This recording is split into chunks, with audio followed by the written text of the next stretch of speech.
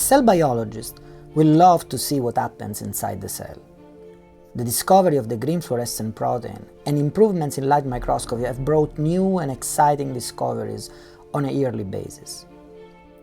Still, we always ask ourselves, how do cells behave in their native environment? They are surrounded by thousands of different cells, by blood vessels that provide their nutrients, and by the extracellular matrix that provides support. We now have the ability to look at them in living tissues.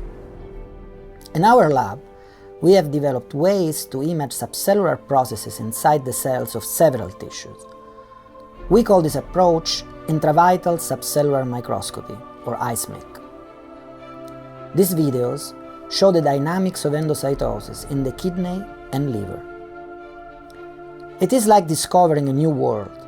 Every day, we go to the microscope and we have the opportunity to unravel new biology and ask new basic questions. Our main interest is to understand how cellular membranes change shape during biological processes. This is called membrane remodeling, and we want to understand how certain proteins provide mechanical forces to deform membranes. One of the processes that we study is protein secretion in exocrine organs. When you eat, the pancreas and the salivary glands secrete all the enzymes that you need to digest food. These enzymes are stored in large vesicles that fuse with the plasma membrane. We found that after the enzymes are released outside the cells, the membranes of the vesicles are inserted and absorbed into the plasma membrane. We call this process integration. This process cannot be reproduced in cell culture. In this movie, you can see secretory vesicles in the salivary glands, highlighted by the red arrows, that fuse and are integrated into the plasma membrane, the blue line.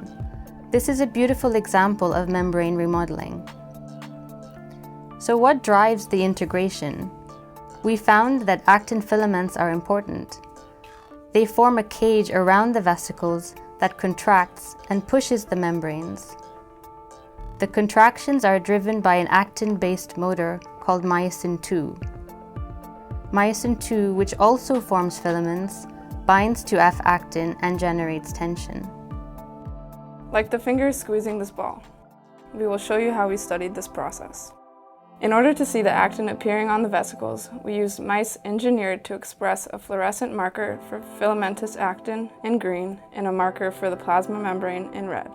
If you focus on the inset in this movie, you can see the secretory vesicles in the pancreas that fuse with the plasma membrane and become rapidly coated with F-actin before their integration. When we take away actin using a drug that does not allow the formation of the filaments, the vesicles do not integrate into the plasma membranes. Instead, they begin to grow and get stuck at the plasma membrane. We can also image how myosin II jumps on the granules after the actin filaments are assembled. In this video, we used a mouse that expresses fluorescent actin in red and fluorescent myosin II in green. The vesicles integrate into the plasma membrane after myosin II is recruited, but in mice engineered to not express myosin II, the integration is stopped. Is this contractile machinery also used in other physiological or pathological processes? We are beginning to investigate this question. For example, during cell motility.